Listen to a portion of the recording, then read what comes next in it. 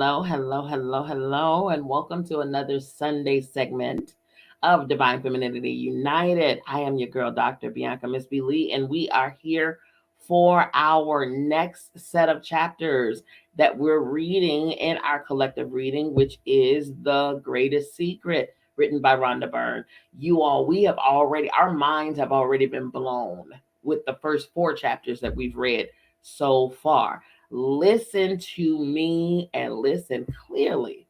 I usually make this announcement in somewhere in the middle or at the end of every segment. I'm going to make it now because you don't want to miss it. In order for you to get your copy of the book that we are reading, definitely send a back channel message if you're watching on Clubhouse or listening by way of Clubhouse. If you're watching via Facebook or YouTube, send me an inbox, send me an email or whatever you need to do to get your copy of this book. You do not want to not have this book in your library. I kid you not. We already read only 4 chapters and listen.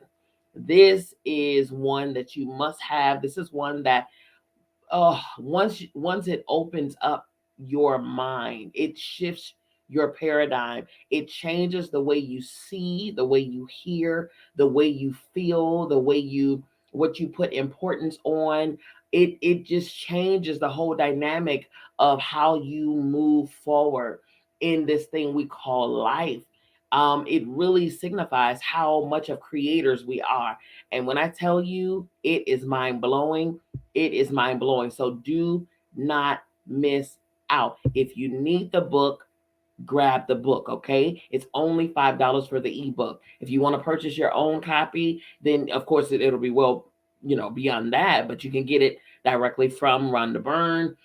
You can go to, I believe it's www.thesecret.tv, thesecret.tv, and you'll be able to grab your own copy of the book, the hard copy or the paperback or whatever the case. But of course, obviously, it's going to be way more than the $5. The $5 that I'm offering is for the ebook version, okay?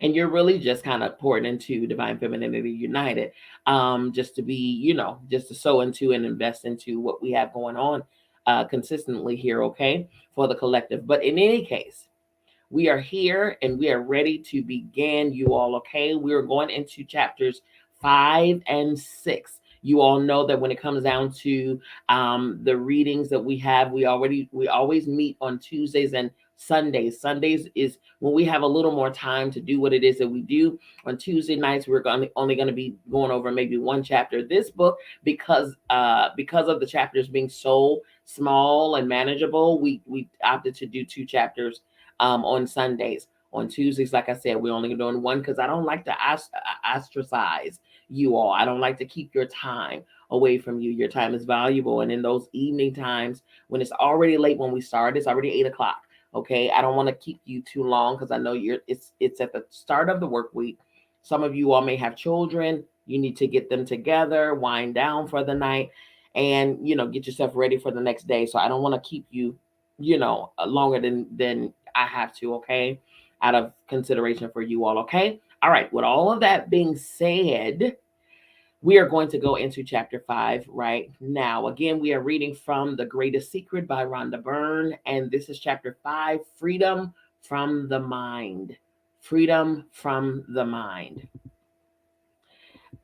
Before we go into chapter 5, I'm going to recap the summary of chapter 4 from Tuesday's session, okay? So chapter 4 summary was, this life is a dream. The whole world is nothing but a dream illusion. In your night dreams, your mind creates an entire world and makes everything so real that you don't question it until you wake up. The next statement, the waking state is also only an extremely convincing play that consciousness is producing. Next statement, because the mind is mechanical. If we live from our mind, our life is mechanical. That is so true. The next statement, when our mind is running our life, we're prevented from seeing the world as it really is. Next statement, when you wake up, you will be in the world, but not of the world. Next statement, the mountain of consciousness is a metaphor for consciousness. Your perspective of life expands as you get higher. At the top of the mountain, you can see the beauty and perfection of absolutely everything. Next statement, your mind is made up of thoughts, and the thoughts it produces are coming from programs formed by your beliefs and held in your subconscious mind. That is so true. Next statement, the subconscious mind stores our beliefs, memories, personality traits, automatic processes, and habits. Its operation is no different from that of a computer. That is so very true. And the final statement, the first step to freedom is when we understand that our thoughts create our life. What you think is what you manifest. What you think is what you manifest, okay?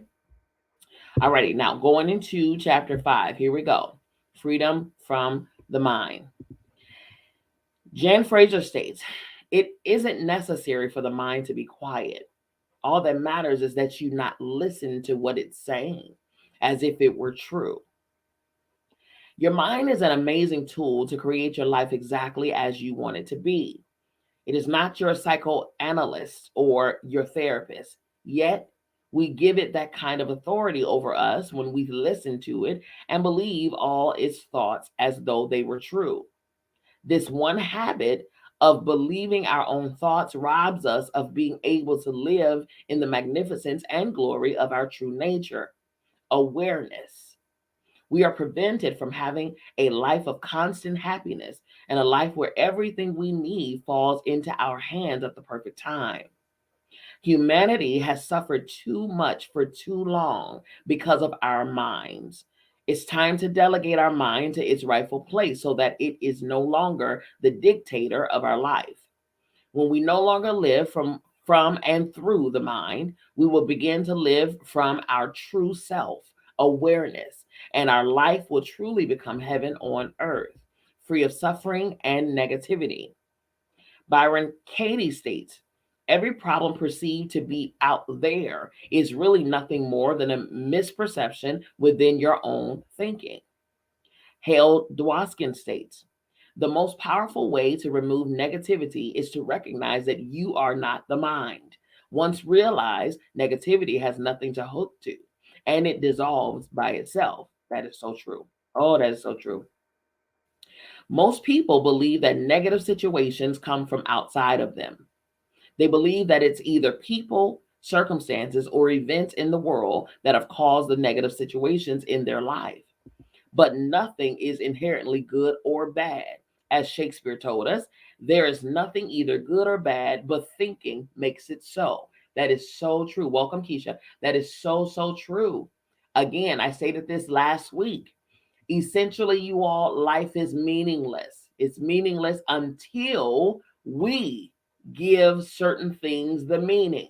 Again, I gave a demonstration of an example of if a toddler, if we give a toddler a dollar bill, to that toddler, this is a toy, a piece of paper, this is something that they can rip up or whatever. They see no value in it because it has no value to them.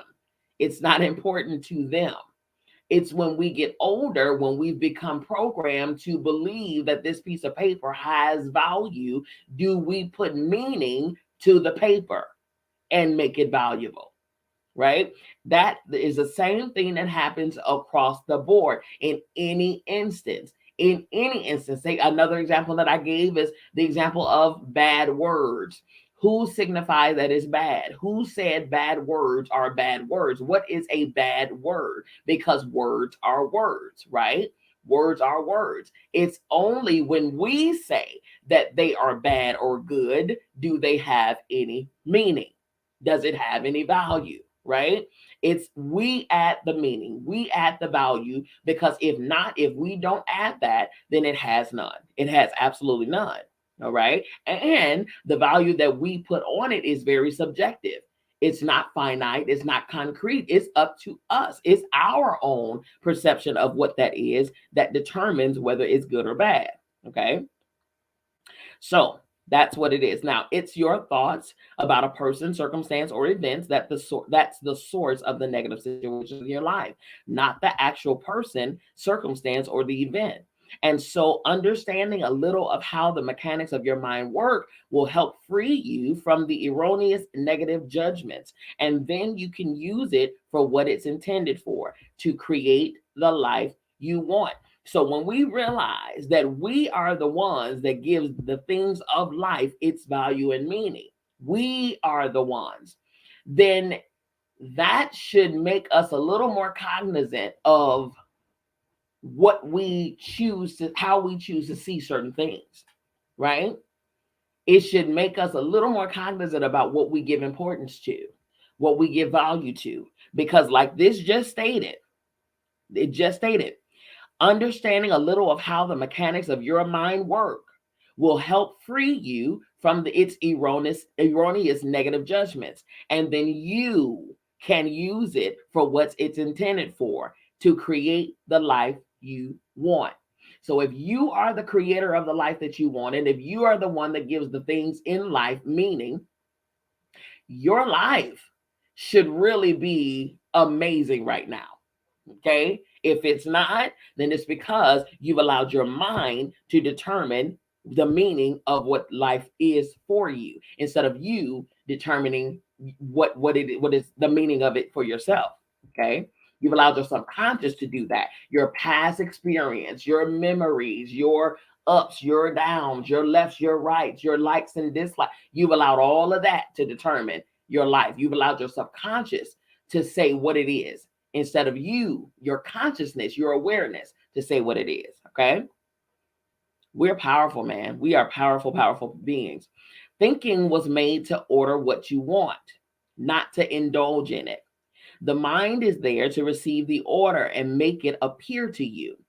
Thinking isn't needed for anything else, because everything else is taken care of by awareness. Awareness. That is the goal, to sit in awareness, to live in awareness and consciousness. Okay. Lester Levinson stated, if you would only from this moment on see what you want, that is all that you would get. But you hold in your mind the things you do not want. Oh my goodness, we do that so much. My goodness, I don't like them. I don't like her. I don't want this. I don't want that. We so dwell on the things that we don't desire. Why do we do this? Even in the case of unforgiveness, we will hold on to a grudge and let it dwell and dwell and dwell. And we wonder why we can't get over this thing, because we keep dwelling on it. Oh my goodness. Okay. I'm gonna start back on that quote. I just had to, oh my goodness, that thing resonated. If you would only from this moment on see what you want, that is all that you would get. But you hold in your mind the things that you do not want. You struggle to eliminate the things you don't want, thereby sustaining them. So it is necessary to let go of the negative and put in the positive if you want a positive, happy life. What exactly is your mind? First, it's important to understand that your mind is not your brain. Your brain doesn't think. Scientists have not been able to find a thought in the brain. They can only see the electric activity caused by the thoughts. Thinking comes from the mind. The mind is made up entirely of thought. If there's no current thought, there's no mind. It's as simple as that. Your mind can't even hold two thoughts at one time. You know that it's impossible to truly listen to a conversation and read something on the phone at the same time. Yes, it is. I know we have this word that we have made up in society called multitasking. I promise you, it is impossible to multitask, because to multitask means that you are 100% giving your attention to one thing and 100% giving your attention to another. And that is absolutely impossible. It is impossible. Even if we're driving in our car and we're on the phone and we're engaged in this conversation, you know what's driving your car? Your subconscious, not your consciousness. Your consciousness is in that conversation. Your subconscious has taken over, and you put your car on, you're driving on autopilot.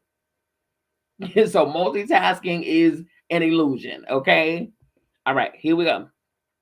You know that it's impossible to truly listen to a conversation and read something on your phone at the same time. Your mind can't multitask as much as you might believe it can. Okay. However, a single thought, whether positive or negative, becomes a powerhouse when you believe it. Byron Katie states, if you prefer to suffer, go on believing your stressful thoughts. But if you'd rather be happy, question them. That's right. Most people believe their own thoughts as though they were facts, which explains why life is stressful and challenging for so many. No one pointed out to us that our thoughts are just mental noise and they are not reality. However, if we choose to believe our thoughts, they will become our reality. That is so true. Mind is the great manifester of our physical life, and it will manifest any and all thoughts we believe, whether they're positive or negative, whether they're your thoughts or thoughts of what we want or what we don't want. Positive thoughts are not harmful to your life because they are close to your true nature. It's negative thoughts that are the cause of our stress and suffering. And so we need to become particularly aware of negative thoughts because our mind is mechanical. Negative thinking can easily become a fixed pattern. Yes, it can. If you then listen to and identify with the negative thoughts, you will be drawn in and become lost in your thoughts as though in a hypnotic trance. Your thoughts will constantly take you into your head and away from what is actually happening in the world. Eckhart Tolle, which is a great author, he wrote the book The Power of Now, but he stated, you believe that you are your mind. This is the delusion. The instrument has taken you over. You believe that you are your mind. This is the delusion. The instrument has taken you over. Okay. It's as though we're playing a virtual reality game and we've forgotten we have a headset on. Thank you. Because of the challenging circumstances in the virtual reality world, we're stressed and suffering. But if we would just take the headset off, we would realize that the virtual reality world is not real. So it is with our thoughts. When we believe our thoughts, we're immediately caught in an imaginary mind-made movie that's playing inside our head, and we're no longer experiencing the world as it really is.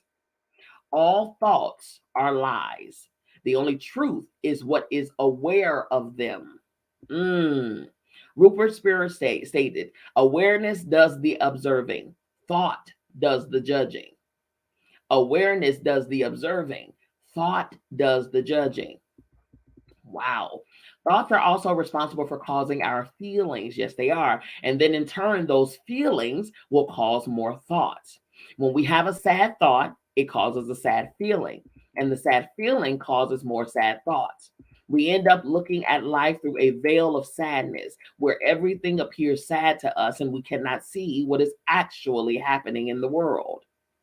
Ramana Maharshi stated, mind is consciousness that has put on limitations. Man, you are originally unlimited and perfect. Later, you take on limitations and become the mind. That's the programming. That's being raised with all the rules and regulations and don't do this and we do this. And, because our family and the tradition of our family is this and it's just right to do this and it's not right to do that. And programming, conditioning, programming, conditioning. Those are limitations. Anytime somebody tell you you can't or we can't or you're not supposed to or our people don't do this or our culture said don't limitations. limitations put on us. And we don't know. When we are born into this world, we're born knowing that we are limitless. Remember, as a child, even look at children today, when they're toddlers, when they put that towel and tie it around their neck and they go flying around and jumping around the house, you cannot tell them that they are not a superhero. Okay. You cannot tell that little girl who put that little hat on her head that she's not envisioning herself as a princess, okay? And that's a tiara. You cannot tell that little boy or that little girl if they want to take the broomstick and straddle the broomstick and gallop around the house and pretend that that's a horse. You cannot tell them that that broomstick is not a horse. There is no limitations on them. Even if they get a box around Christmas time, we give them gifts and they're playing with the wrapper in the box, but more than they're playing with the actual gift in the box. Because their imagination has made that box a car, a spaceship, or whatever the case. There are no limits on the babies when they come into this world because they know who they are and they're coming from the realm of no limitations. It's when we condition them as they age, so the conditioning comes. So the rules, regulations come. And then who they are meant to be as their nature, we slowly but surely burn that light out and make them us, programmed, limited, boxed in. When it's really the children that we should be watching and learning from on what to return to. Hello, somebody. Okay, here we go. If you haven't deliberately programmed your mind to think positively, your mind will constantly throw up negative thoughts that belittle and limit you. I shouldn't have done that. What was I thinking? That was really dumb. I'm running out of time. I can't do that. The mind is all no, too late, too early, too fast, too slow. The mind never stops. Never stops. Where do we learn that from? Who said it was too late? Who said it was too early? Who said you're going too fast? Who said you're going to, who put these limits on you? Who gave you these gauges? Who made you believe that what they told you was the end all be all? Only you can determine that. So ultimately, we're walking around here with other people's limits that they put on us and we chose to believe because they were limiting themselves. So they projected their limitations onto us and we believed it and became and adopted it as our own, right? And now we're perpetuating the same limited life that they're living. Thus, generational curses, generational trauma, generational hello, man, listen. Okay, it's not the mind that is bad. The problem is that it tends to run on automatic. And a machine we can't figure out how to turn off. Most of the time, we don't even realize it's running. This is a quote from Jan Fraser. It's ever looping content. It's like elevator music, hardly noticed, like background static that's tuned out. Because the mind goes everywhere we go. The temptation to use it constantly is overwhelming. It runs simply because it can, like a misapplied hammer. The overactive mind takes random whacks at everything in sight, omitting no opportunity to judge, balk, interpret, identify with, stew over, start a story about. Man, oh man, oh man. A mind that's running on automatic will also constantly tell you there's lack in your life and the world, lack of money, lack of health, lack of love, lack of time, lack of resources, and that there's not enough to go around. And even if you believe it, that will be what you experience. Fortunately, your mind is also a magnificent tool. Your positive thoughts of what you want can not only turn your life around, but also give you great happiness and joy. If you only thought about what you wanted, your life would be amazing. But many are caught in the addictive pattern of believing negative thoughts, and it is freeing yourself from this loop of negative thinking that is needed and can be done quite easily. Your awareness will set you free. Your awareness. The next section, don't believe the troublemaker. Don't believe the troublemaker. There's nothing wrong with the mind. The trouble only begins when we believe in negative thoughts. When you feel worried, it's because you are believing worried thoughts. When you feel doubt, it's because you are believing doubtful thoughts. When you feel anxious, upset, disheartened, scared, disappointed, irritated, impatient, revengeful, depressed, hateful, or any negative emotions, it's because you are believing thoughts. And while you hold on to those emotions by continuing to believe your thoughts, your mind will give you even more of the same. A depressed feeling will produce more depressing thoughts, giving you a depressing perspective of people, circumstances, and events, which makes you feel even more depressed. And around it goes. Okay. Jake Krishnamurti states, thought is so cunning, so clever that it distorts everything for its own convenience. When we believe the mind's negative thoughts, we get pulled into the mind made movie, and then we're guaranteed to experience more stress and suffering. Self inflicted misery arises when we believe negative thoughts. Self inflicted misery arises when we believe negative thoughts. Lester Levinson states, you are responsible for everything that you feel. You are. You and only you. They are your feelings. They are your thoughts. You turn them on, you think them, and no one else but you does it. And you act as though you have no control. You turn a faucet that flows on your head and you say, oh, someone is getting me all wet. It's you who's turning on the faucet and getting yourself wet. So your direction should be taking full responsibility for what's happening to you.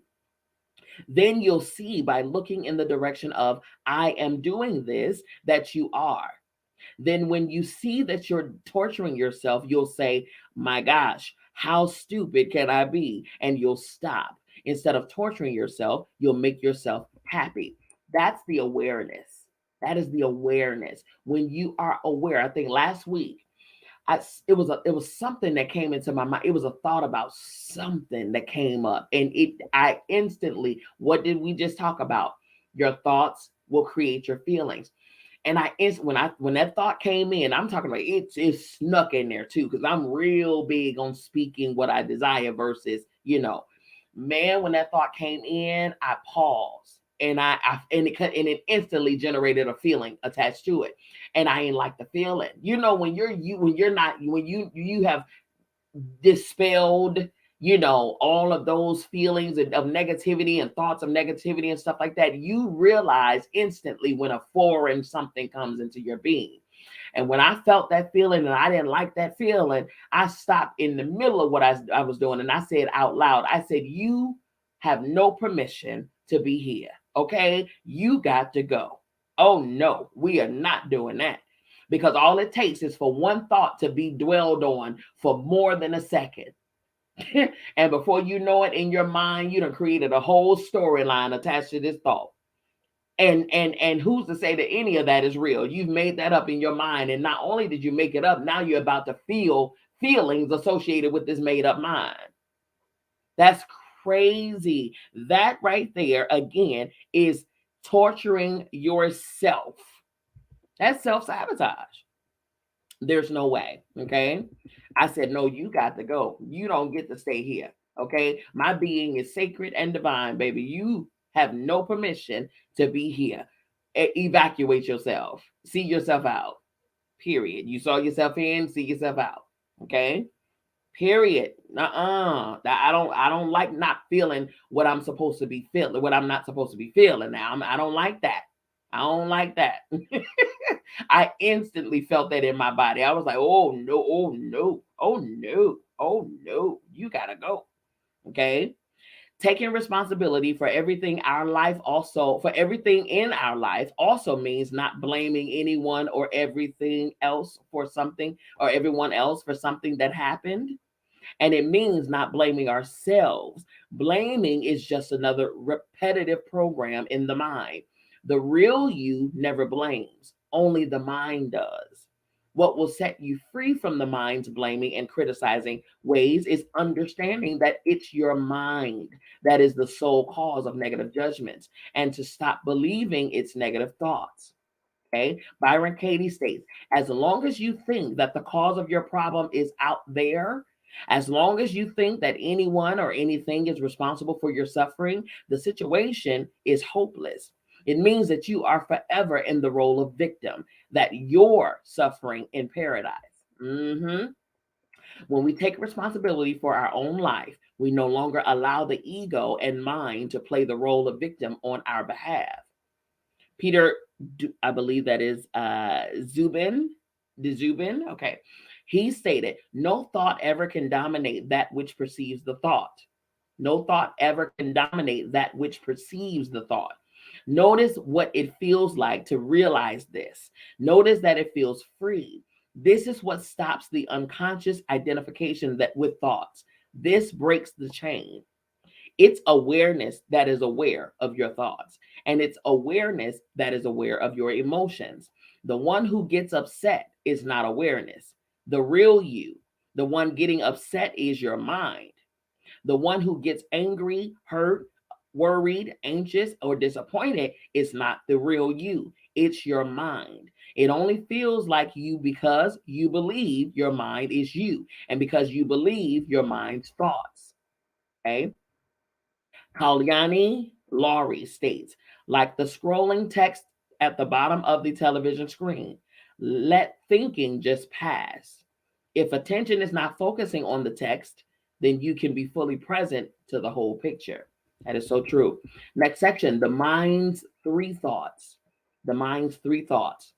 Although our mind arises out of awareness, as everything does, our mind is not an entity or a real thing, even though it sure seems like it is.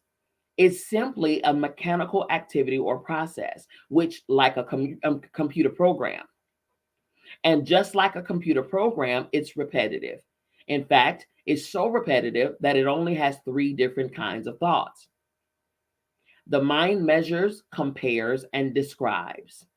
These three things are all the mind does over and over and over again. Check for yourself with anything you say or with whatever thought appears. That thought will either be the mind measuring something, comparing something, or describing something. Your mind measures with thoughts like these. It will take 2 hours to get there. I'm going on vacation in 1 week. How long will it take for my shipment to arrive? I've lost 10 pounds. I don't have enough money. Your mind is comparing when it thinks thoughts like these. I prefer a SUV to a sedan. I like to walk to work instead of taking the bus. She's smarter than me and way more talented. He's going to get the promotion over me. I know it. Look at her. I wish I had her body. It's not the person he used to be. See? Wow. That is something. And your mind constantly describes things as if you can't see them. But you can see what's happening in your life very well without mind's constant commentating. And in fact, that nonstop chattering prevents you from seeing the world as it really is. It's so true. Man, Kalyani Lowry states, our attention focuses mostly on thinking. We become trapped in the interpretations we make and miss out on the fullness of living. Man, oh man, oh man. How many times have a person come into our presence? Okay, we met somebody or whatever the case, and there's something about them that we really admire. Okay, they may be extroverts, they may be, very confident, they may be very talented, something about them that we're drawn to.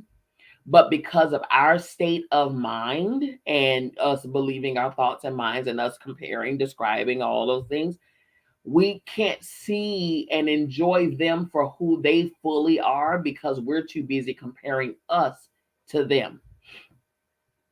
We're too busy seeing the good things about them and then comparing it to what we may or may not be, to the point where we're missing out completely on the good that they are, the present moment, the fullness of this moment where we get to enjoy their energy and they get to enjoy our energy. No, we're missing out on that part.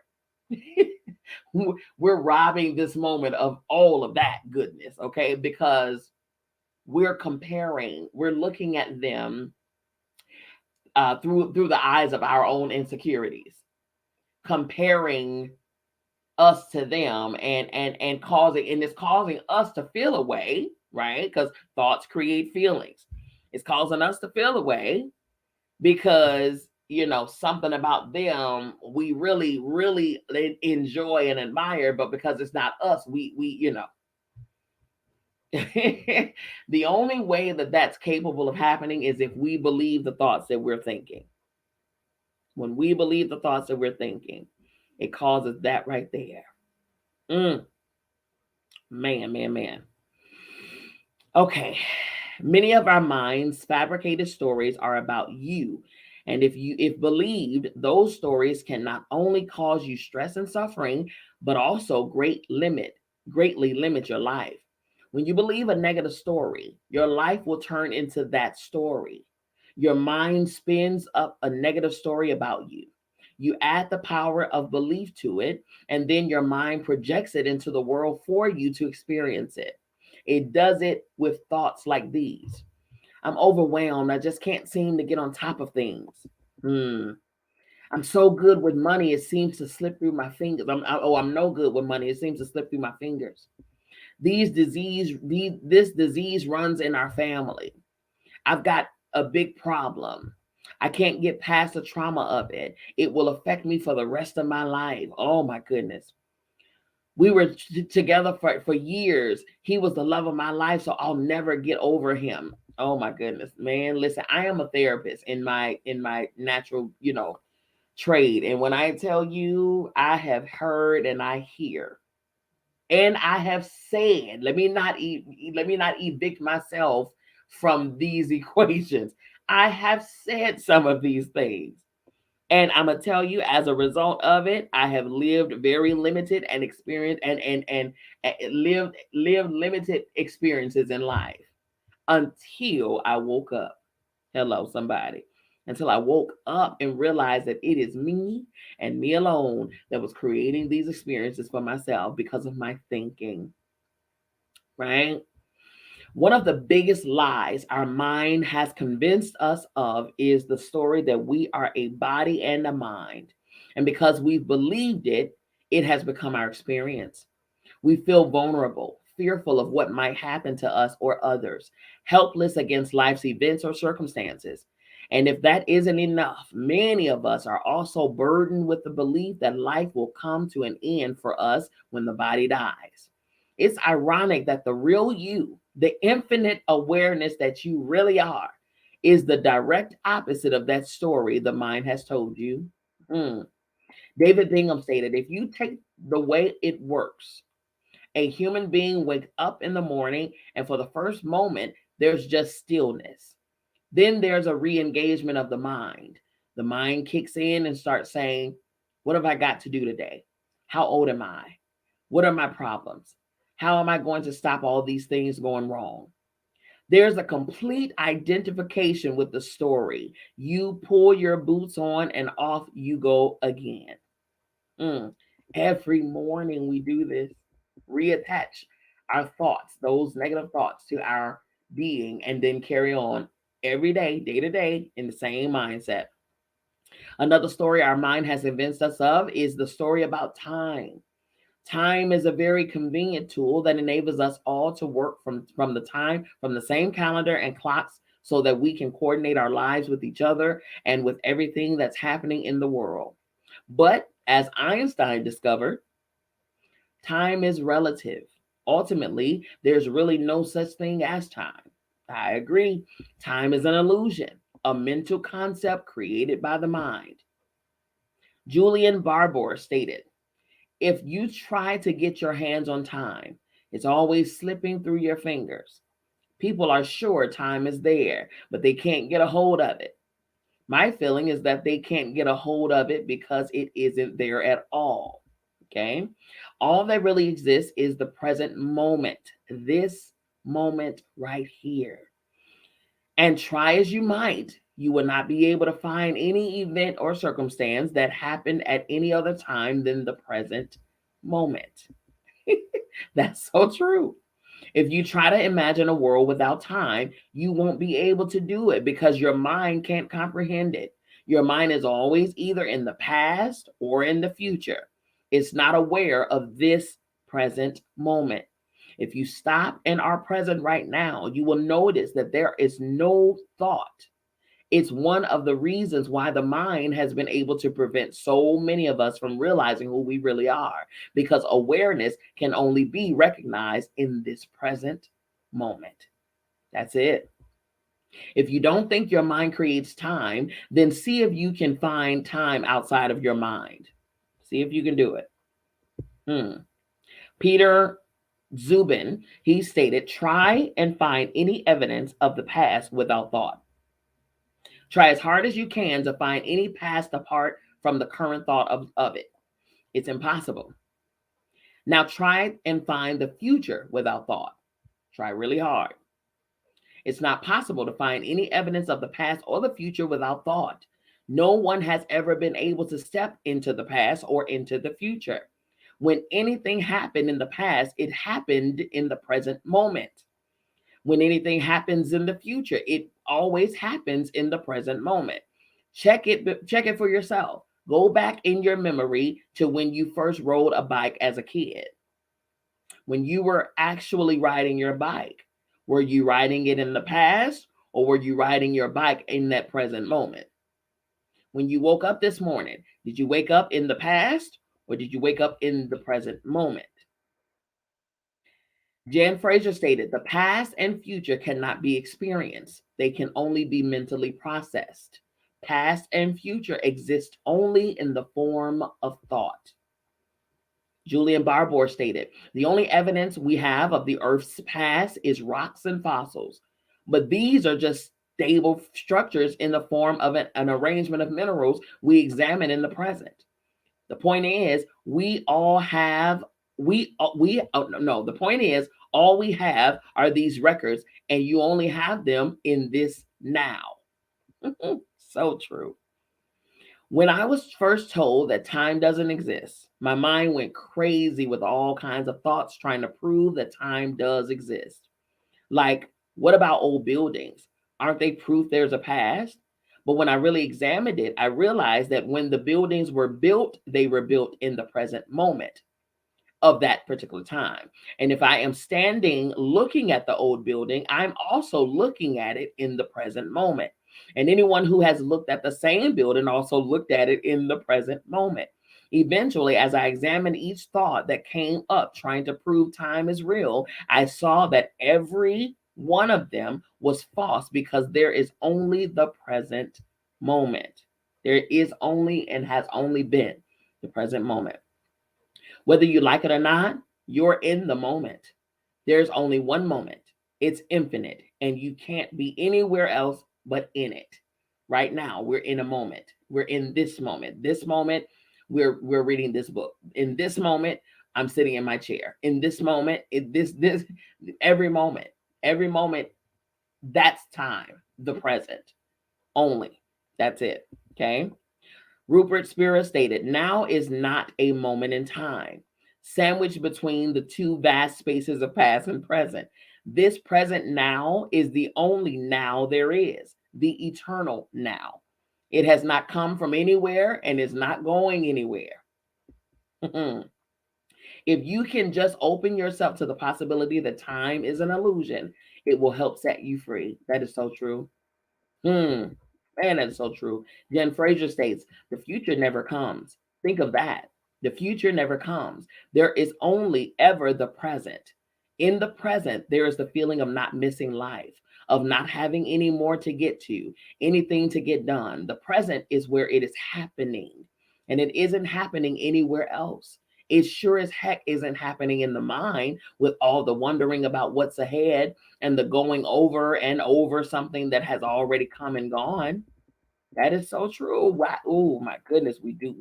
We are really, really, really reckless to ourselves. It's a wonder that we can actually form a statement that say we love ourselves by saying, oh, I love me, I love me, I love me.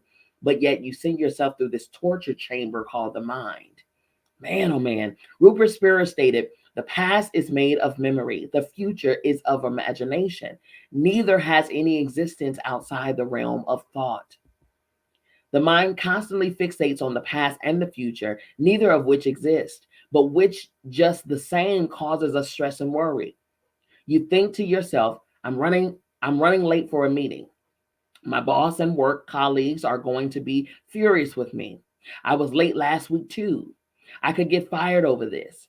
Instead of believing those thoughts as facts and certainties, be aware that they're just flimsy thoughts. They're fabricated stories. And if you believe your mind, it will become true. Thoughts become things.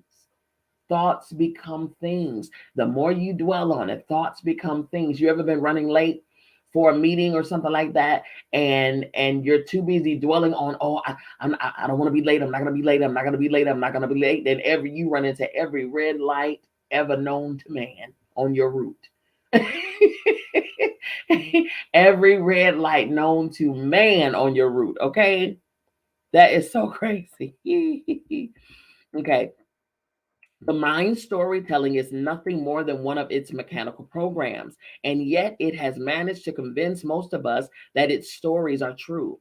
The story that time is real, the story that we're a body and a mind, the story that we are a separate person who is born and dies. All of these things combined play their part in constructing the reality that we experience, but they are all in the mind and therefore nothing but mental ideas. Byron Katie states, it's not you that people like or dislike. It's their stories of you. It's not you that people like or dislike.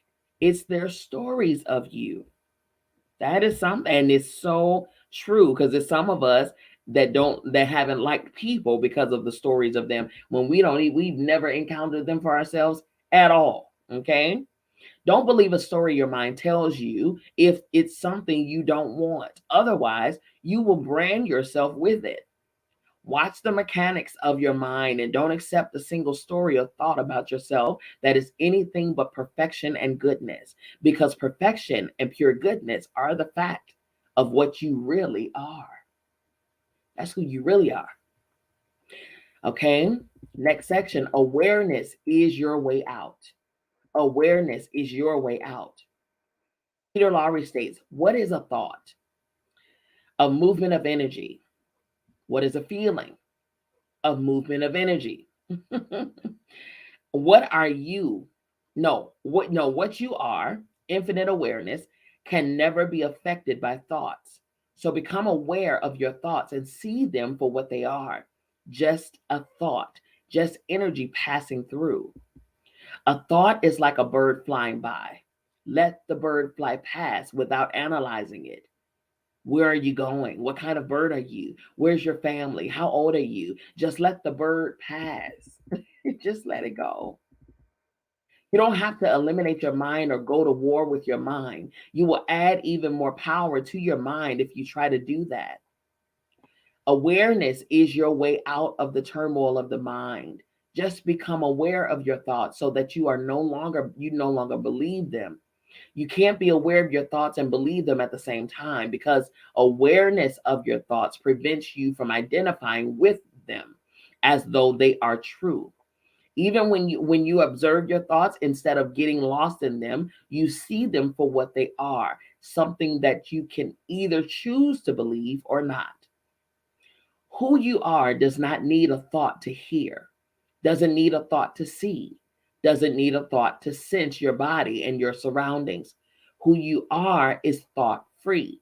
Awareness is hearing, seeing, sensing everything first without any thought. That is true. Remember, your thoughts aren't aware of you. You are the awareness that is aware of your thoughts. Jan Fraser states, when you are willing to really look at how seriously you take yourself, your mind can start to feel at peace with a little warm breeze drifting around in there. Who you have held on to as being you, your opinions, your desires, fears, what you're invested in, has gotten a little hazy around the edges. Life is feeling strangely easy, joyful even. What happens just happens.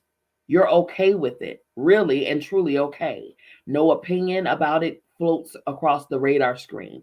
It's gotten very quiet inside your head. You realize how very hard you've been working your entire well-meaning life. Life just began for you. Mm-mm-mm. That is good. Chapter 5 summary. Okay, I'll go over chapter 5 summary when we're done with chapter 6. Okay. Here we go. On to chapter 6. Understanding the power of feelings. Understanding the power of feelings. It is possible to live your life without ever being thrown about by negative feelings again. When you live from the awareness that you are, negative feelings won't affect you in the same way as they do now. The real you is pure happiness at all times and under all circumstances. It can be hard to imagine that you can bring an end to negative feelings affecting you, but you will discover for yourself that you can. Negative feelings are destructive. What we are is constructive. Mhm. Through practicing the methods shared in this book, I don't suffer from extreme negative feelings anymore. If any negative feelings appear, it's quite soft. I notice it immediately and it dissolves on the spot. Absolutely. Earlier in my life, I used to be thrown about by negative thoughts as if I had just stepped into a hurricane. But after I discovered the secret, I became acutely aware of how I'm feeling from one moment to the next. And if you're aware of how you're feeling, it's just one more simple step, as you will discover, to dissolving negative feelings for good. When you are free of all negative feelings, what remains is the infinite awareness that you are, and your life will be absolutely breathtaking. Yes, yes, yes. That is a journey that last year, maybe the year before that, I began. Now, it was in that journey, the beginning of that journey, the awareness of the need for the journey, that I realized how completely tied to my thought space I was. Man, oh man, oh man. It was something, man, detaching from that mind and connecting to my heart space, which is, and becoming more aware of the now, the present moment, these present moments, the present now, the now time. It was so, man, I really didn't realize, I promise you, I didn't realize how, like, tightly, I mean, with a death grip I was, um just attached to that. Oh man, it was something. It was something. It really, really was. Okay. Once you realize how effortless the highest way of life is, it takes tremendous effort to assume the opposite. Yes, it does. It helps to diminish their power over you if you understand what feelings really are. Feelings and thoughts and sensations are simply a movement of energy. Energy vibrates, which means feelings, like thoughts, also vibrate. Different feelings vibrate at different frequencies. Good feelings vibrate at higher frequencies, and they are very beneficial to the body and positively affect the circumstances surrounding your life. Your positive feelings also benefit all other beings and the planet as a whole. Negative feelings vibrate at low frequencies and they're detrimental to the body, to your life circumstances, other beings, and the planet. But where do feelings come from in the first place? Thoughts create feelings. The kinds of thoughts you have will create the same kinds of feelings. After having happy thoughts, you feel happy. And once you're feeling happy, it's not possible to have angry thoughts at the same time. Happy thoughts cause happy feelings, which cause more happy thoughts. Likewise, if you feel angry, that feeling has come from having had angry thoughts. Thoughts and feelings always match. Thoughts and feelings are two sides of the one coin. It's a situation, if a situation arises and you allow negative thoughts and feelings to take over you, you will likely continue to experience one thing going wrong after another in your day. However, when you feel good, your day will have one good thing following after another. What you feel inside will match precisely with what you experience in the world around you. This is an excerpt from The Secret. You now know that nothing comes into existence from the outside and that everything comes from thinking and feeling it on the inside. Okay? If you have not read The Secret, we read it last year together. If you have not read The Secret, let me know. I'll send the book over to you and you can read it. It is a must read. It's accompanied by 3 other books called The Power, The Magic, and Hero, which are those 4 books we ended last year with. Amazing books. You definitely need to read those, okay? Next section, positive feelings. Have you noticed that all good feelings require zero effort? When you're feeling good, you feel as light as a feather and you feel as though you have an unlimited supply of energy. If you become sensitive to how you're feeling, you will notice the positive effect those good feelings are having on your body and mind. Feeling good doesn't mean you're like a cheerleader at a football game, jumping up and down with excitement, as you no doubt would have experienced if you get overexcited. You dissipate all your energy and you're exhausted afterward. Feeling good is like how you feel at the end of a big day that went very well, or when you're chilled out on vacation, or when you've exercised hard, had a shower, and then sat down to enjoy dinner or your favorite show. You feel relaxed. You feel a sense of relief. You let go and you feel a peaceful happiness. You know those times when you say, this is nice. This is what feeling good feels like. If you could let go of your white knuckle grip on life, you would automatically feel this good because feeling good is your true nature. In fact, whenever you feel good, it means you must have let go of bad feelings, enabling good feelings to naturally appear. Francis Lucille states, good feelings are to be enjoyed. They are the expression of joy and takes us back to joy, which is our true nature. Just enjoy them. Be one with them. Mm. Positive and good feelings are a result of saying yes to what is happening in life. Yes. Positive feelings come from yes, I want that. Yes, that would be nice. Yes, that's good. Yes, I love this. Or yes, that sounds great. There's not a problem with positive or good feelings. Happiness and good feelings, after all, come from awareness. Bask in good feelings, milk them, and fall in love with them.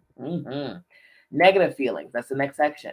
Negative feelings are a result of you thinking or saying no about some things that's happening. Negative feelings come from no, I don't want this. It could be something hurtful a person said or did, someone disagreeing with you, or a circumstance, big or small, that didn't go the way you wanted, such as having an argument, running late, a health issue, a relationship breakup, mounting debt, losing your phone, heavy traffic, late deliveries, items out of stock, the weather too hot or too cold, issues with the government, late or canceled flights, no parking spaces or long lines at the supermarket, bank, or airport. When you think or say, no, I don't want this, it immediately causes resistance in you. And it's the resistance that produces the bad feelings.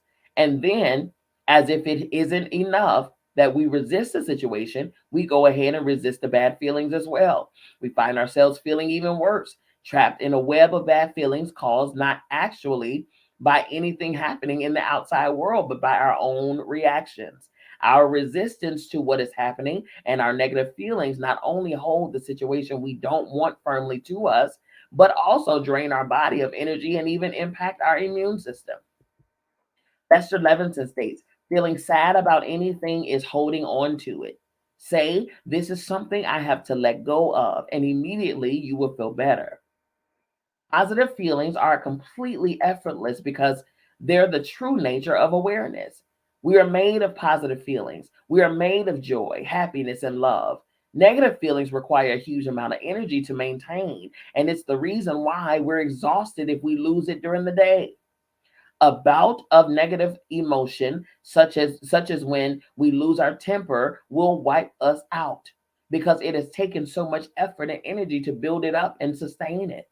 It takes effort because it's not who we are. When we feel any negative feelings in that moment, we are fighting against who we are. And it's crazy to me, this is Miss B interjecting here.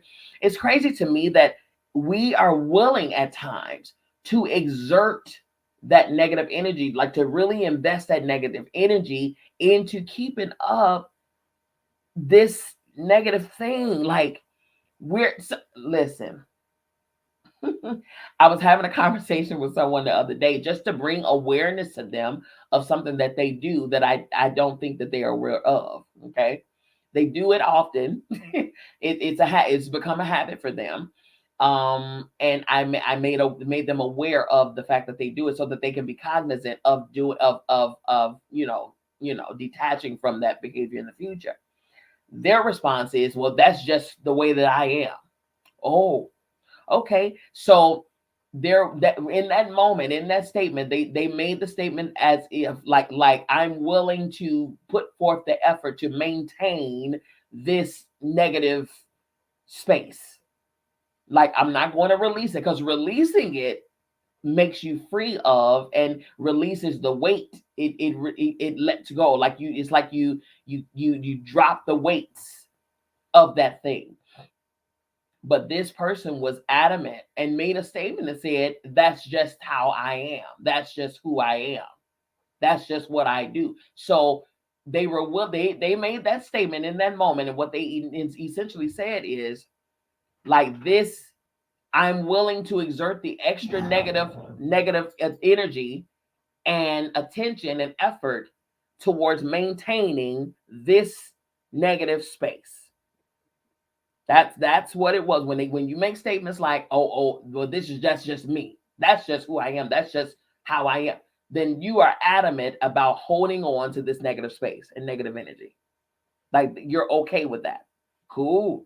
But what they don't understand is, again, it takes effort, because it's not who we are. So we are when we're feeling those negative feelings, in that moment, we are fighting against who we truly are, because who we truly are is joy, happiness, and love. Anything outside of that, you're fighting against yourself to maintain this egoistic, this, oh my goodness, this narcissistic, adamant pride. We want to stay right there for what though? Because all you're doing is harming yourself, to be perfectly honest.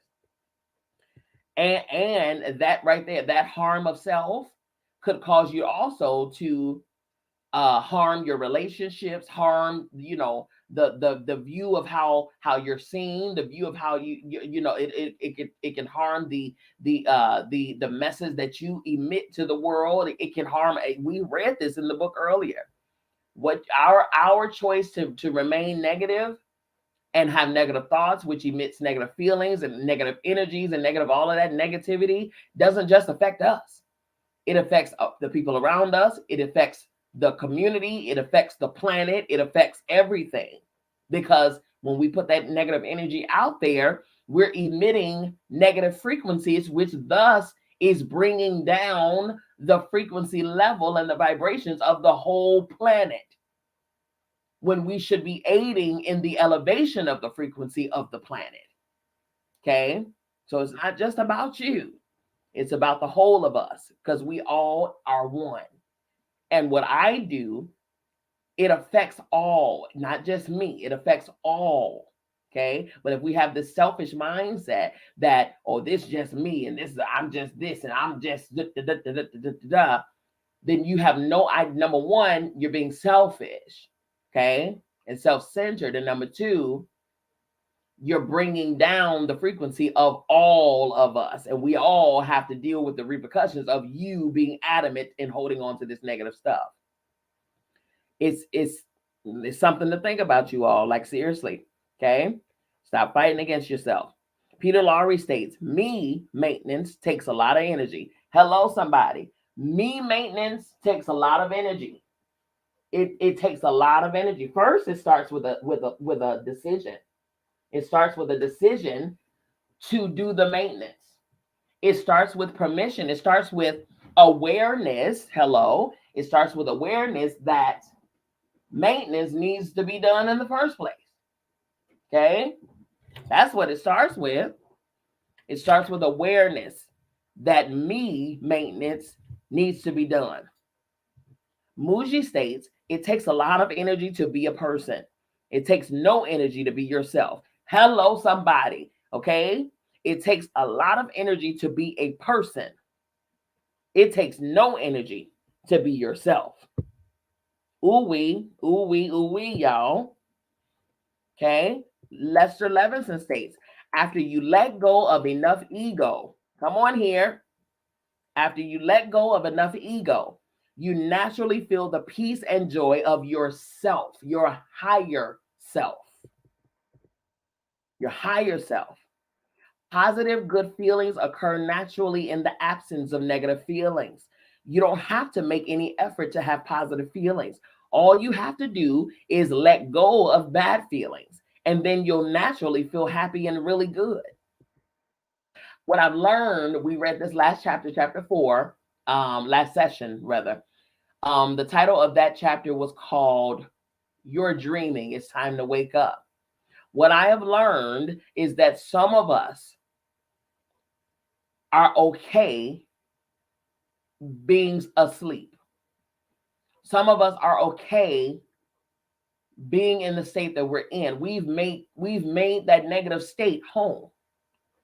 We've brought fur-lined slippers to that negative space, right? Because we do know that once we make that decision to change and we say that we're going to release this negativity and return back to our higher self and who we know to who we are purposed to be, ourselves, our true selves, it requires work. And some of us don't want to do that work. Okay? Some of us don't want to do that work. Okay? That's the thing. It takes a lot of energy, Muji said, to be a person. It takes no energy to be yourself. After you let go of enough ego, you naturally feel the peace and joy of self, Lester Levinson stated. Positive good feelings occur naturally in the absence of negative feelings. You don't have to make any effort to to have positive energy, positive feelings. All you have to do is let go of the bad feelings, and then you'll naturally feel happy and really good. Some people, for some reason, don't want to let go of their bad feelings because that is they've tied that to their personality, to how they show up in the world. Like this is me. This is my this and my that. Okay. Lester Levinson said, "Love is effortless, and hate requires much effort." Yes, it does. Exception, buried feelings. Buried feelings. Jan Fraser says, much of the emotional burden you now carry began life as a pushed away feeling. From the time we were young children, we have unconsciously suppressed countless bad feelings, which are now stored in our subconscious mind. The bad feelings remain buried in the subconscious mind, diminishing our energy and our life. All of that energy is trapped in the body, and it's this trapped energy that plays havoc on the body's health and on the circumstances of our life. Come on here. They talking good now. Bad feelings or negative feelings are the only feelings we suppress and bury. And so suppressed feelings and negative feelings are actually the same thing. The anger that you feel when you get angry is the very same suppressed anger coming from deep inside you. In addition, suppressed negative feelings have many negative thoughts attached to them, which are the thoughts that made us feel bad in the first place, as well as all the thoughts we've had ever since that are connected to the negative feeling. The thoughts that are attached to the suppressed negative feeling keep us trapped in the mind by continually recycling themselves, detrimentally affecting our life and preventing us from realizing our true self. Come on here. I stated to my mom, we were having a conversation the other day, and I stated to her, when it comes down to myself, when it comes down to me, right? Ever since like I said, several years ago, I made a decision. I made a decision for myself. And I decided that once I became aware that I am solely responsible for my peace of mind, my joy, my happiness, and it was reiterated in this book here. You are the one that's responsible for it, for your faculties, your mental state, your mental health, your emotional health, your heart space, your inner child, your spiritual space, your physical state, and all of those things. You are the sole one responsible, right? Okay. You are not a victim. You are the steward, right? When I realized that, I made a decision and a vow to myself. When I realized who I was, sacred, divine, I am an extension of the Most High. I am an extension of the Almighty. I am an extension of infinite intelligence. I am an extension of limitless creativity. I am an extension of health, abundance, prosperity to no end. I'm an extension of that. When I really reacquainted myself with who I am, I made a vow to myself that I am going to fiercely and savagely protect who I am, okay? And maintain that self to the very end, okay? That means that if I got to let somebody know you ain't gonna talk to me like that, so be it. That means if I got to let somebody know that lie you tried to tell, nope, exposed, so be it.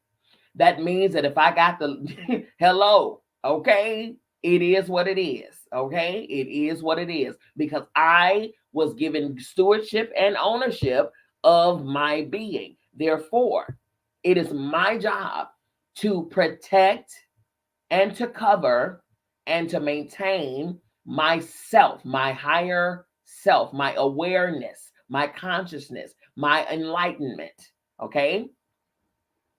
Now, a lot of that, like this chapter is revealing about bad feelings and negative feelings and having them suppressed and buried and things like that deep inside of us, and they have begun the suppressing and the being buried from the childhood.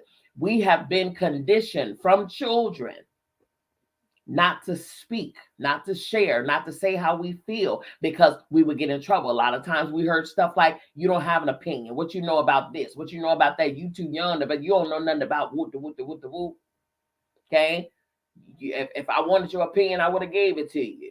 Or speak when spoken to, or who you think you talking to, or you do as I say and not as I do. All of those terms and others have programmed us to suppress and keep quiet, muzzle our voices, which is why now, as adults, a lot of our throat chakras are completely and utterly blocked.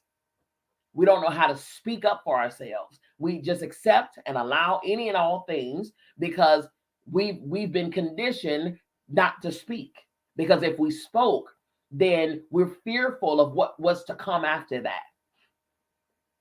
We're scared of the repercussions. What do you mean? Repercussions of you speaking your heart, speaking your mind? I told somebody else, if I were not to tell you how what you do makes me feel, then how would you ever become aware of what you of the outcome and the feeling that you and the things that you give to that you do to people? How would you be aware? If I never said, if you do something and I never said to you, hey, I don't like when you do that, you're going to continue to do it thinking that it's okay. Why? Because I never told you that it wasn't. Okay? It's my job to protect me. It's my job to cover me. And if anybody is doing something that makes me feel opposite of how I'm supposed to be feeling, which is love, joy, peace, happiness, okay? Then it's my job to give voice to those faculties that are being bothered. Okay? It's my job. As the steward over me, it's my job to say so. And now, if I say so, and that person still continues to ignore what I said and continues to not care about what they do and how it reflects or makes a person feel, then at that point I have a decision to make. My decision that I need to make is whether I'm going to allow you in my presence or not. Because clearly you don't know how to handle my presence. Clearly you don't know how to handle my heart, my emotions, my spirit, my clearly. Or not so much you don't know how to, because I'm telling you how to, I'm showing you and teaching you how to handle my heart. You're ignoring them and adamant about maintaining what you want to do to my heart. Okay, cool. So with that being said, if I continue to let you get by with mistreating my heart and mishandling my heart, then that is on me. That's on me if I keep putting my heart in your hands. That goes for family, friends, co-workers, relationships, romantic, whatever. When you realize who you are, no one, no thing can ever make you feel opposite, should ever be allowed to make you feel opposite of what you deserve to feel, which is joy, love, happiness, peace, abundance, health, all of that. If you're feeling anything otherwise, it's up to you to bring those other feelings back, okay? So talking about these bad feelings and these suppressed feelings and things like that, those things were conditioned in us from children. Speak up, open your mouth. You have a voice. You have a mouth for a reason. Okay? Communication is a real thing. And if you're not communicating how you feel, then whatever is coming your way, you are granting permission for it to treat you exactly how it's treating you. All right? Now, in addition, suppressed negative feelings have many negative thoughts attached to them, which are the thoughts that made us feel bad in the first place, as well as all the thoughts we've had ever since that are connected to the negative feeling. The thoughts that are attached to the suppressed negative feeling keep us trapped in the mind by continually recycling themselves, detrimentally affecting our life and preventing us from realizing our true self. Babies and children under about 3 years of age don't suppress emotions because they're naturally living in their true nature of awareness. So they automatically let go of emotions. It's the reason why we see babies and toddlers go from tears to smiles and laughter in seconds. They don't resist any emotions. They don't resist any emotions. They don't resist any emotions. In us resisting our emotions, we are fighting against ourselves, our natural selves. Hal Dwoskin states, by the time we are labeled adults, we are so good at suppressing that most of the time it is totally second nature. We become as good or better at suppressing as we originally were at letting go. In fact, we have suppressed so much of our emotional energy that we are all a little like walking time bombs. Often we don't even know that we have suppressed our true emotion reactions until it is too late. Our bodies show signs of stress-related illnesses. Our shoulders are stuck in our ears. Our stomach is in knots, or we have exploded and said or done something that we now regret. All because we did not give ourselves permission to feel the emotion or to express the emotion, to allow, okay, to give voice, to open our mouths. We've been suppressed. We have been conditioned. I'm telling you, we came into this world knowing exactly who we are, who we were, and operating in full identity, full awareness, full consciousness. And then we were being raised. we were raised. We were raised by people who had no idea who they were either. They completely forgot. And out of their ignorance and forgetfulness of self, they raised us to be the same way. Okay. And then when you get of age, you become an adult. Now you have mastered illusion. You've mastered putting on a smile when you really don't feel that. You've mastered being quiet and not speaking up and having a voice. You've mastered just taking whatever. You've mastered the chameleon and the illusion of a thing. You've mastered. Come on here. My goodness, man. Ooh wee. When you have a negative experience that causes bad feelings, unless you let go of the bad feeling completely, it ends up being pushed down and suppressed inside you. Even when you might think that you got something off your chest or that the situation that upset you was resolved, unless you specifically let go of the negative feeling, it will remain with you, suppressed in your subconscious mind. Dr. David Hawkins stated, the expression of negative feelings allows just enough of the inner pressure to be let out so that the remainder can then be suppressed. This is a very important point to understand, for many people in society today believe that expressing their feelings frees them from the feelings. The facts are to be contrary. So letting off steam or venting isn't the answer. That will just add more energy to our already suppressed emotion, because expressed feelings get suppressed too. Sometimes we also deliberately repress our bad feelings, and they also are pushed down into the subconscious. We deliberately repress our emotions when we push aside feelings that make us uncomfortable, like grief and sadness, or when we stifle feelings like anger. L. Dwoskin stated, suppression is keeping a lid on our emotions, pushing them back down, denying them, repressing them, and pretending that they don't exist. Any emotion that comes into awareness that is not let go of is automatically stored in a part of our mind called the subconscious. A big part of how we suppress our emotions is by escaping them. Come on here. I'm telling you, in therapy, I hear it, I see it all the time. All the time. We have conditioned ourselves because mama and them didn't talk. Mama couldn't say how she felt to daddy. She suppressed it. She was the master of suppressing, and she taught us how to suppress. Daddy didn't say what he felt, so he suppressed it, and he turned it in, and he would outburst at us, and all of a sudden he'll be fine, and then he'll snap and blow up in a minute. That's what that looks like. Imagine you have a disappointing experience with a family member or a friend. Your opinion is that the person let you down and you're disappointed in them. That feeling of disappointment remains suppressed within you, and the pressure of the trapped emotion energy builds up until some of it has to be released.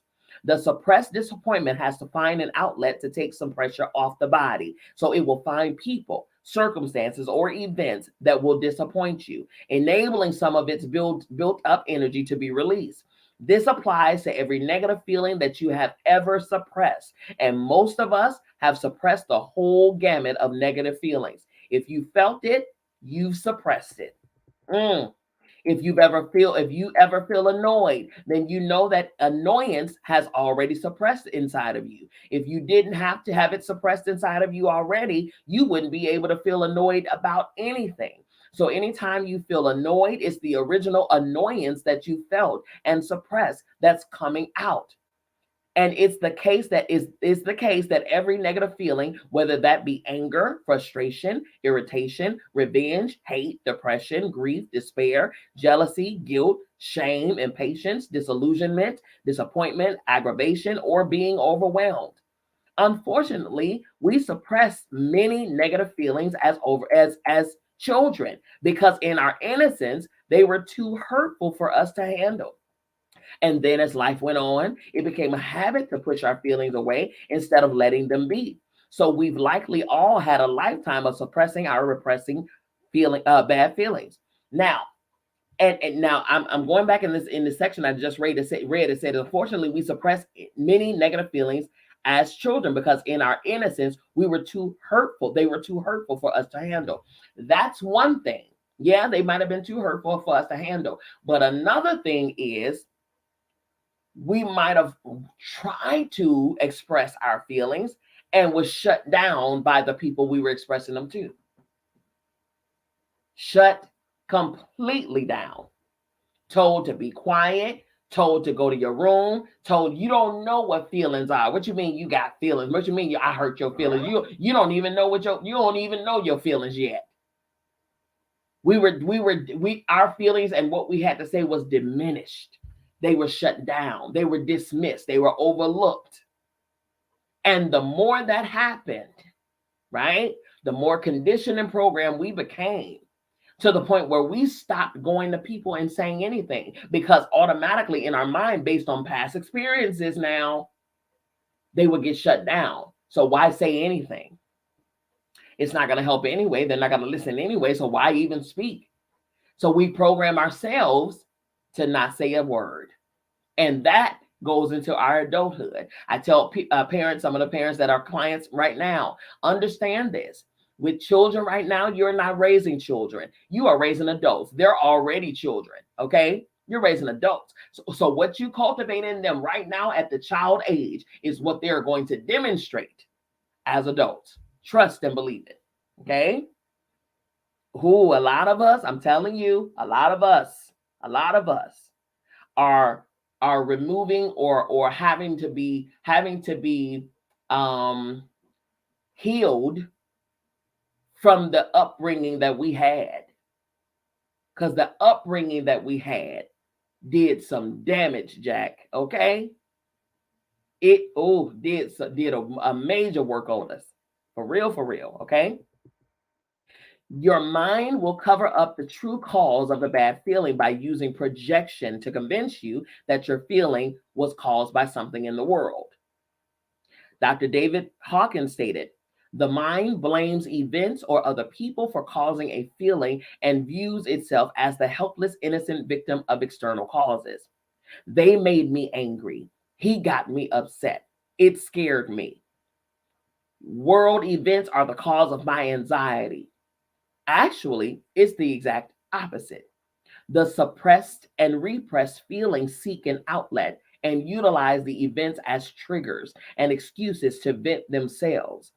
We are like pressure cookers ready to release steam when the opportunity arises. Our triggers are set and ready to go off.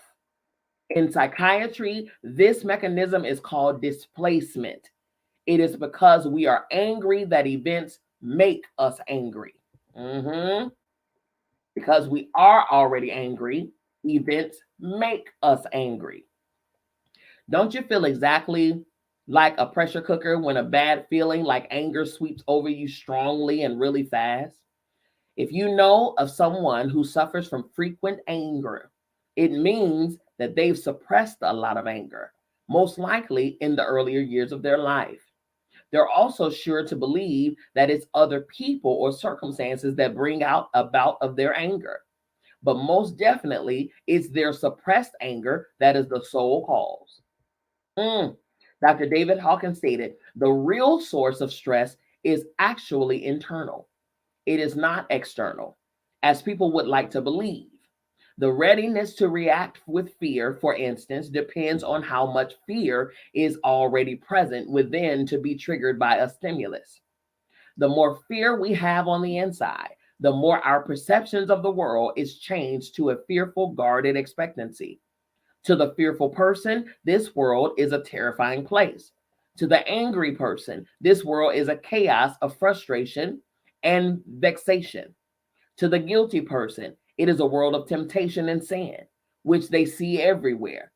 What we are holding inside colors our world. If we let go of guilt, we will see innocence. However, a guilt-ridden person will see only evil. So when you next experience a negative feeling sweeping over you, remember that no matter how it might appear to you, you're experiencing it because it is already inside you, not because an outside person or circumstance caused it. That is so true. I'm interjecting here. Ms. B is saying people don't see a situation for what it is. They see it from where they are. So wherever you are, those are the eyes that you're going to be looking at any situation from, okay? Back to the book. You would think we would have worked this out, wouldn't you? After all, it's clear from our experience that negative feelings arise from inside our body. Not one of us has ever walked down the street and had to dodge negative feelings flying towards us. You'll never find a negative feeling outside of your body or anybody else's body. It is our reaction to a person, circumstance, or event that is the sense of negative feelings, not the actual person, circumstance, or events. Next section, honey, I shrunk myself. Honey, I shrunk myself. Just the title alone, my goodness, brace yourselves. I feel like this is going to be a read moment. I feel like we're about to get read for filth. Honey, I shrunk myself. Negative feelings are energized even further when we believe that a negative feeling is who we are. How can we be a feeling? Yet when we identify with a feeling, it means we have shrunk our infinite self right down because we're allowing ourselves to be ruled by one puny little feeling. Kalyana Lowry states, thoughts and emotions seem powerful because we give them energy. By letting them rise and fall on their own, they simply move on. Again, I said this at the top of the segment. Life is meaningless. It only has meaning when we give it to it. Okay? Francis Lucille states, it is not true to say, I am sad. We should say instead, at this moment, a feeling of sadness is flowing through me. If we just let the feeling of sadness flow, we automatically and unknowingly take our stand in that which is not flowing. Ask yourself, are you the feeling of sadness, or are you the one that's aware of the sadness? You're the one that's aware of the sadness. Were you here before the sadness came? I'm pretty sure you were. Will you still remain after the sadness leaves? I hope you will still be here. Will you lose a bit of yourself when the sadness goes? I sure hope not. Yes, you were here before the sadness came. And yes, you're here after it leaves, fully intact, because you are not sadness. Sadness is something you're aware of. It's not at all who you are. Don't let a feeling shrink you down to the size of a pea when you are the infinite being that holds the universe in place. Hello, somebody. Rumi stated, stop acting so small. Rumi is a poet. Stop acting so small. You are the universe in ecstatic motion. Rumi also stated, this is Miss B interjecting, Rumi also stated, you are not a drop in the ocean. You are the ocean in one drop. Hello. Okay? Think on that right there. My teacher suggested that I question every negative feeling with, am I that, or am I the one that is aware of that? This question immediately takes most of the power out of the feeling because it stops you from identifying with it. Rupert Spira stated, see that thoughts and feelings are like a train that enters a station and then leaves. Be like the station, not like a passenger. Hello, somebody. Be like the station, not like a passenger. Let that train fly through. Don't sit on the train and stay on the ride. Oh my goodness, that's good. Notice that feelings appear and then disappear, and that is you. Awareness that is aware of them when they first appear and aware of them when they disappear. Anthony DeMello states, negative feelings are in you, not in reality. Never identify with that feeling. It has nothing to do with the I. Don't define your essential self in terms of that feeling. Don't say, I am depressed. If you want to say it is depressed, that's all right. If you want to say depression is there, that's fine. If you want to say gloominess is there, that's fine, but not I am gloomy. You're defining yourself in terms of the feeling. That's your illusion. That's your mistake. There is a depression that there right now. There are hurt feelings there right now, but let it be. Let it alone. It will pass. Everything passes. Everything. Muji states, say to your mind, get as worked up or depressed as you want. I'm only ever going to observe or ignore you, but I am not going to join you. Come on now. Come on now. Look, you feel what you want to feel, but you're going to be by yourself. I'm not, there's no company joining you today. Okay. I know that's right. Next section. It's an inside job. I say that all the time. It's an inside job. Yes, it is. Anthony DeMello states, imagine a patient who goes to the doctor and tells him what he is suffering from. The doctor says, very well, I've understood your symptoms. Do you know what I will do? I will prescribe a medicine for your neighbor. The patient replies, thank you very much, doctor. That makes me feel much better. Isn't that absurd? But that's what we all do. The person who is asleep always thinks he'll feel better if somebody else changes. You're suffering because you are asleep, but you're thinking. How wonderful life would be if somebody else would change. How wonderful life would be if my neighbor changed, my wife changed, my boss changed. Come on, come on.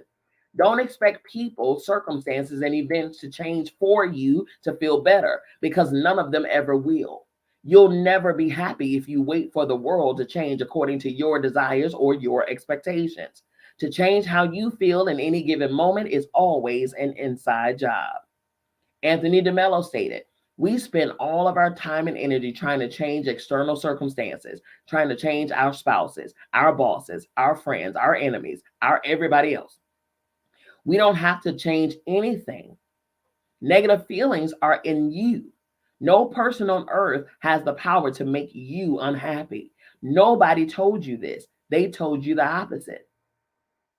Negative feelings are self-inflicted. We're the ones who cause our own stress and upset. As much as we would like to think that our stress and upset are inflicted upon us from the world around us. Jack O'Keefe states, the actions of others do not have the power to grant you or deny you peace. Come on. Anthony DeMello states, no event justifies a negative feeling. There is no situation in the world that justifies a negative feeling. That's what all our mystics have been crying themselves hoarse to tell us. But nobody listens. Thank you. The negative feeling is in you. It's good news that we inflict negative feelings on ourselves because it means we have the power to stop doing it. Hello. And when we suffer enough with those bad feelings, we will want to find a way out. Nothing teaches us to look for a way out more than unhappiness and being miserable. Even better news, there's a simple way to end bad feelings for good. Come on now. Ooh, man. The power and the control is always it always has been in you. Now, this is the beauty about awareness, okay? Being awareness and being consciousness, being enlightened, being, whatever the words, there's a whole bunch of synonyms that we can use, or whatever, adjectives, whatever, that we can use to call that to more, resonate or whatever, but it all still is the same. We can be aware, we are awareness, right, of the things or whatnot. Even with our loved ones, we can make them aware of some things. Because, we're literally, I say this all the time, we're holding each other's hand, walking each other home. So this life is a together life. However, we individually have to align with our highest self in order to walk with someone on the same journey, right? We got to be on the same accord. We got to be speaking some of the same language. And some of us, to be honest, we've been so conditioned to a way of life that we don't even realize that this is what we're doing to ourselves or to others. So when we are awareness and as consciousness, that don't mean we're only aware and conscious of our own stuff. No, we become aware and conscious of all things. That's the definition of awareness. To be aware, period. Not in categories, but just to be aware across the board. So if we have someone that we love, right? Whether it's family, friend, spouse, blah, blah, blah. And we also in love bring awareness to them about certain things that they may be doing or whatever the case. It's just that. It's awareness. Now, whether that person allows that awareness to become allows your awareness of something that they do to become their awareness, or whether they accept the awareness or become awareness of that thing themselves, that's on them, right? But you don't have to get angry, just like this person just stated, the author stated, the neighbor getting the prescription is not your remedy. You know what I'm saying? So, I mean, you become aware and you can love somebody and try to make them aware. If they don't accept that awareness, then that's on them. Okay, that's on them. You've done your part as awareness. You've done your part. But the only one that you can really, really, really, really, really focus on is yourself. As long as you maintain your awareness and you stay on your grind and you stay on your journey, then that is what it is. I will tell you this though. What'll happen is the more aware and conscientious you become of yourself and who you are, then your environment is going to represent that. It's going to reflect that. And when I say that, when I say your environment, I mean your environment. I mean not just your home, your job. I'm talking about the people you surround yourself with. Because for me, as I've been on this awareness journey and aligning with my highest, most divine, sacred self, there are certain things about myself I stopped tolerating. So I'm not going to tolerate it from outside of myself either. Meaning in my associations, with my family members. I don't care what tree we all stem from. Okay. If I have become more aware and cognizant of my behavior to the point where I'm doing the work to bring me to a higher level and align with my highest self, my circle has to reflect that. Period. Because I don't need anybody around me that's going to potentially pull me back into old ways. Okay. Because of their ways, because they refuse to become awareness. Okay.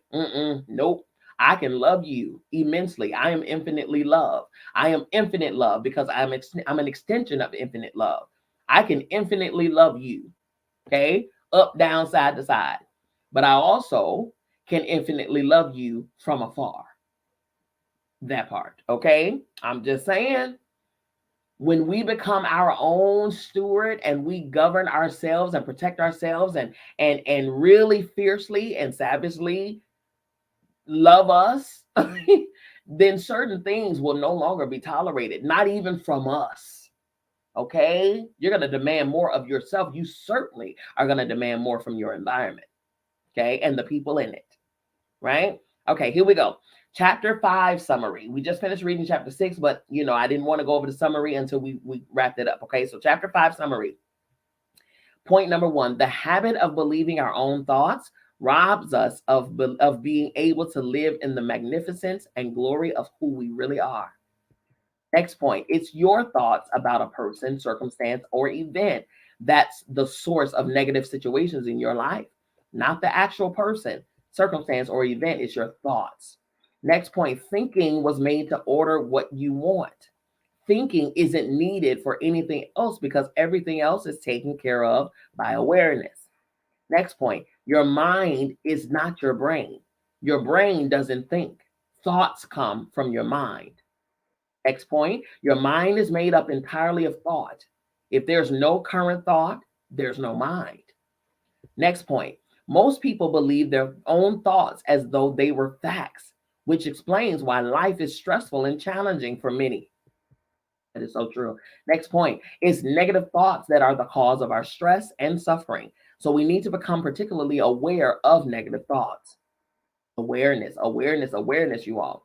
Next point, when we believe our thoughts, we're immediately caught in an imaginary mind-made movie that's playing inside our head, and we're no longer experiencing the world as it really is. Next point, thoughts are also responsible for causing our feelings, and then in turn, our feelings will cause more thoughts. Next point, there's nothing wrong with the mind. The trouble only begins when we believe it's negative thoughts. Next point, the one who gets angry, hurt, worried, anxious, or disappointed is not the real you. It's your mind. Next point, the mind only has 3 different kinds of thoughts. The mind measures, compares, and describes. And that's crazy because when we think about it and when they broke it down in this book, I said, you know what? That is so true. My goodness. The next point. One of the biggest lies our mind has convinced us of is the story that we are a body and a mind. Next point. Another story our mind has convinced us of is the story about time. Time is an illusion, a mental concept created by the mind. Next point. All that really exists is this present moment. Past and future exist only in the form of thought. That is so true. That's why it's very, very, very important for us to be mindful, to stay in the here and the now. That's why grounding is necessary. Meditation causes groundedness. To ground ourselves, it brings us all the way back into the moment that we are in. This moment. This is the only moment that we have. This is the only moment that ever was. This is the only moment that ever will be. The moment. This moment, which is now. Now, not then, not to come. No, now, this now moment. When we are cognizant of nowness, then we can embrace every second to the fullest, not missing any detail, any smile, any hug, any laughter, any aroma, any taste, any cloud, any graze of the wind, any ray of sun. We won't miss none of it because we're in the now with it all. That's the beauty, man. I am very mindful. Again, in therapy, my clients and their stories, bless their hearts, can be heavy, heavy, heavy, heavy, heavy at times. I strategically set my schedule. I work 8 to 6 every day, Monday through Friday. And my first client is from 8 to 9. I always leave a block of time, 9 to 10, open. Next client, 10 to 11. I leave block of time, 11 to 12, open. Why? I have it out of my office. I'll step out of my office after every client and I walk outside and I sit outside and I listen to the birds sing and I feel the breeze. Yep, even in this winter, I put on a nice warm something and I sit in the path of the sun. I let the sun, graze my face and keep me warm while I'm in the wind. And I'm listening, I'm feeling the breeze, I'm grounding myself, I'm listening to the birds, I'm listening to whatever sounds are out there. I'm aware of all things in the present moment. I bring myself to the here and the now. I don't allow other people's things to attach themselves to me. I am a huge empath. I don't allow them to attach to me. I return the sender 100%. I know how to connect, but not attach myself. I know how to be connected to the story or connected to the client, but detached from the things. Okay. And grounding myself keeps me at bay. It keeps me at peace. It allows me to be able to hear these stories, help guide, help advise, help, mentor and walk with these people, but also maintain my peace, maintain my heart, maintain my spirit. Okay. It's healthy. It's healthy. I'm telling you. Okay. So make a habit of doing that, you all. Okay. Knowing that time is an illusion.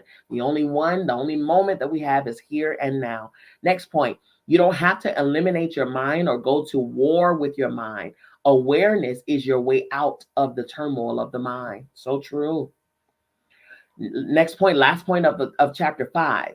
When you observe your thoughts, instead of getting lost in them, you see them for what they are, instead in something separate from you, instead of something separate from you that you can either choose or to believe or not believe. So it's up to you when you keep them separate from you. Okay, you can choose to believe them or not. It's totally up to you. That is the power that you have. That is the power that you are. And even with knowing, with the awareness of your thoughts, with the awareness of your feelings, you can determine what your life will look like. You determine whether you're going to be angry. You determine whether you're going to be sad. You determine whether you're going to be happy. You determine whether you're going to be full of joy. You have that power. Okay, here we go. Chapter 6 summary. First point, when you are free of all negative feelings, what remains is the infinite awareness that you are, and your life will be absolutely breathtaking. Next point, thoughts create feelings. The kind of thoughts you have will create the same kinds of feelings. Next point, what you feel inside will match precisely with your experience in the outside world. Next point, feeling good is your true nature. Whenever you feel good, it means you must have let go of bad feelings, enabling good feelings to naturally arise. Next point, positive and good feelings are a result of saying yes to what is happening in life. Negative feelings are a result of thinking or saying no about what is happening in life. Next point, positive feelings are completely effortless because they're our true nature. Negative feelings require a huge amount of energy to maintain. Yes, they do. Next point, from the time we were children, we have unconsciously suppressed countless negative feelings, which are now stored in our subconscious mind. Next point, when you have a negative experience that causes bad feelings, unless you let go of the negative feelings completely, it ends up being pushed down and suppressed inside you. Next point, letting off steam or venting isn't the answer. That will just add more energy to our already suppressed emotion, because expressed feelings can get suppressed too. Next point.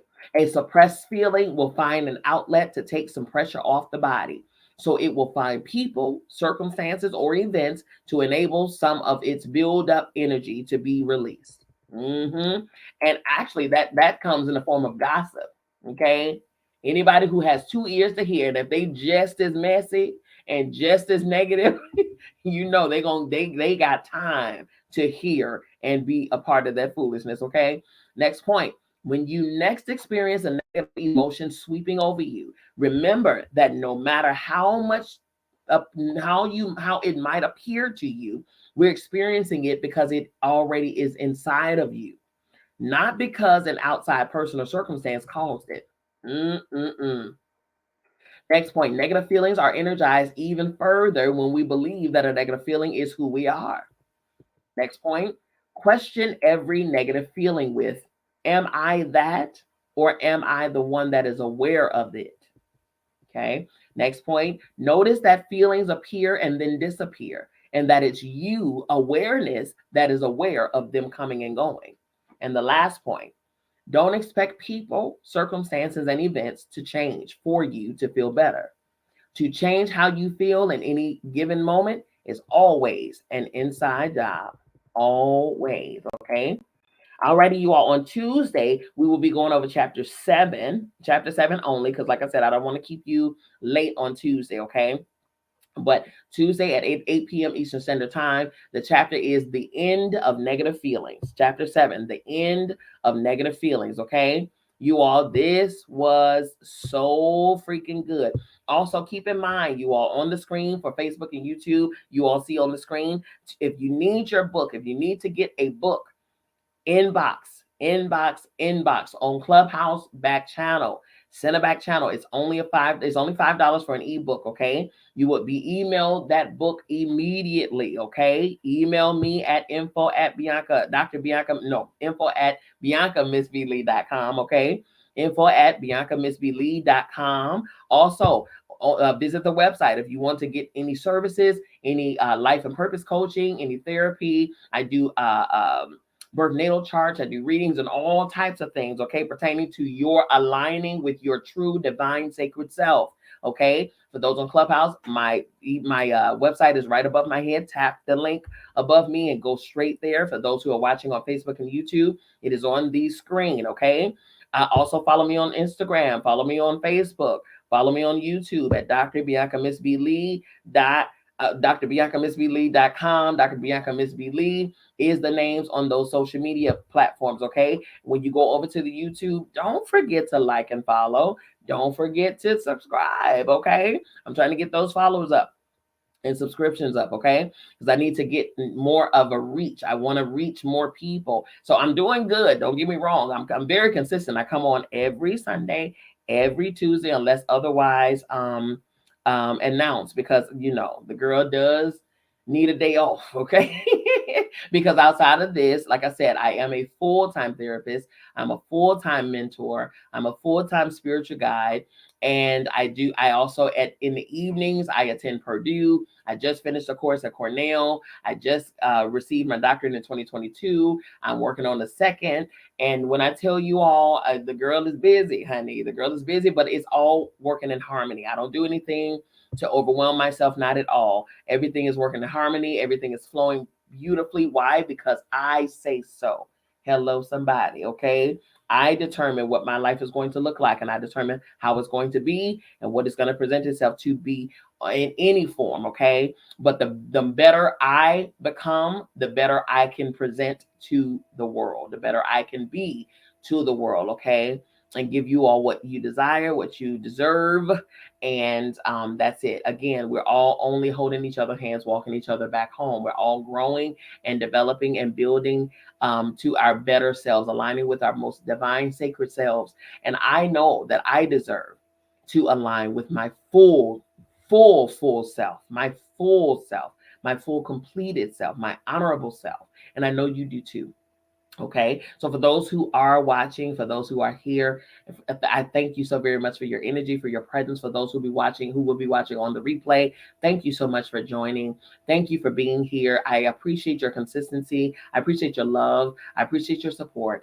Okay. Both now and in the other nows, in the other present moments. And remember, time is an illusion. The only time that we have is now. Okay. So I thank you all for sharing your now with me. All right. We will be back here on Tuesday, 8 p.m. Central. I'm sorry, 8 p.m. Eastern Standard Time, right here on Divine Femininity United. I am once again your girl, Dr. Bianca Miss B. Lee, and I love you. I mean it. There's absolutely positively nothing you can do about it. And don't you even try it, because it ain't going to work. Okay. We'll see you back here on Tuesday. Have a phenomenal rest of your day, your rest of your weekend. Have a great rest of your week. This is a new week. All hits, no misses, all wins, no losses. All we do is win no matter what. Okay. Alrighty, here we go. Talk to you all later. See you next time. Peace.